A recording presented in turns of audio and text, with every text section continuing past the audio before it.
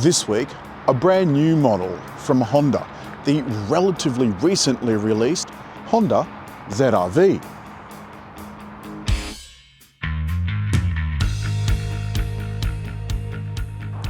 ZRV, it's a little bit confusing, and that's why in the title I've also included HRV, because this car in America is the HRV, and in Australia we get the ZRV, HRV and CRV. Very confusing. So the ZRV-HRV is known as the ZRV here. Comes in 4 grades with 2 drivetrains, a 1.5 litre turbo and this 2 litre hybrid. And Honda considers it to be in the same category as a Toyota RAV4. But it's not really in the same category, in my opinion, because it's front-wheel drive only. And the 4 model lineup looks more or less the same, 18-inch wheels on the top model, 17-inch on the others, and they all come with adaptive LED headlights, which I like very much indeed. There's a nice kind of vertical grille, and you'll notice that the front is very un-Honda-esque. It's not like CRV or any of the other Hondas. And there's more too. There is still plenty of clearance, so you could, if you want to do a little bit of light off-roading.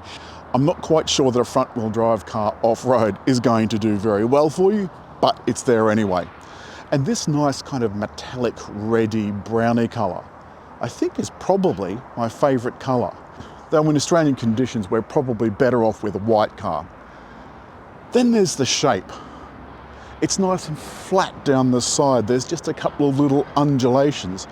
And I quite like this kind of Porsche-esque rear window. It just looks really smart. There isn't an angle of this car that I don't like.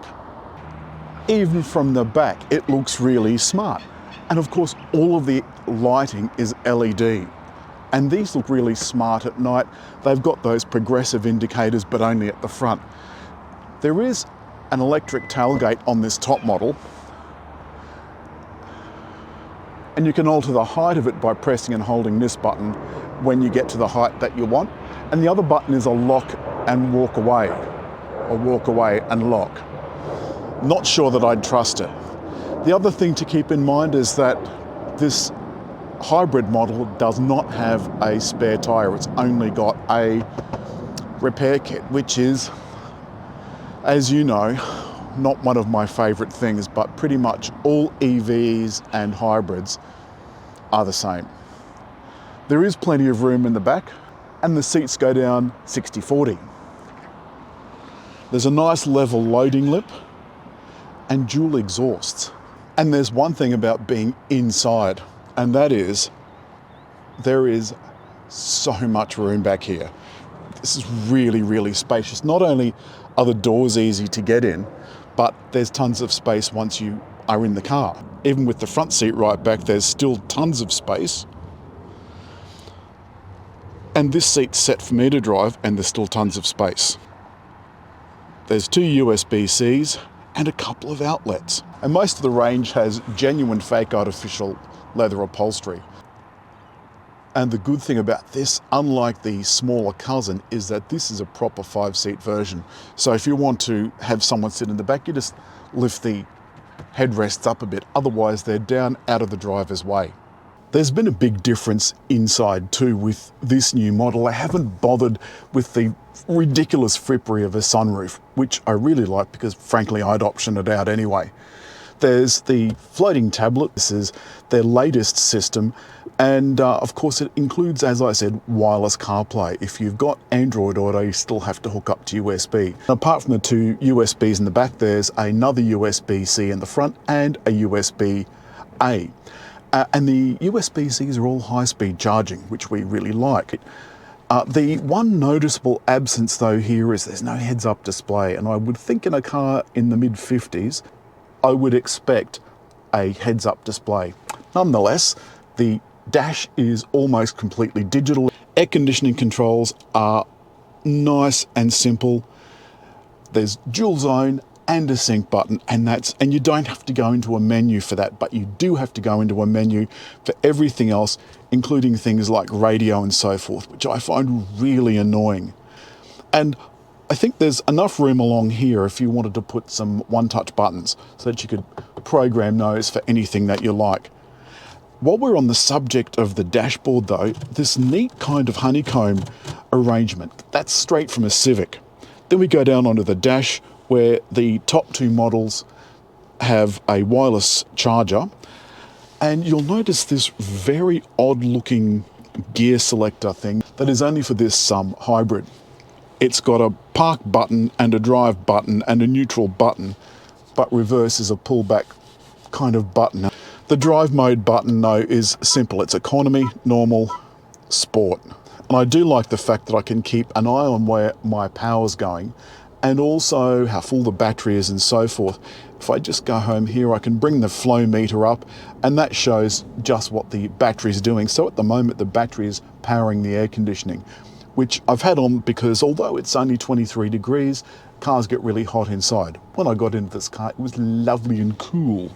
And the other thing I want to point out before we set off though, is that there's a little graphic here on the center of the dash that shows brake lights, headlights, and indicators so that you can tell on this what's actually happening with your car, which I really like. Now, as you take off, the brake will release, but it doesn't come on automatically when you put it into park. Now, one thing I will say is with the front wheel drive, there is quite a bit of torque steer. 315 Newton meters may not sound like a lot, but when you're putting it through front wheels, it's more than enough to be going on with.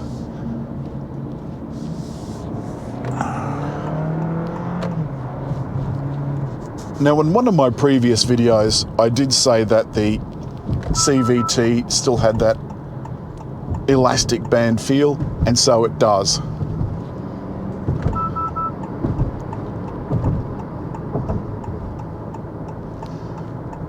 Lovely. And to be honest, it's not something that I like the feel of.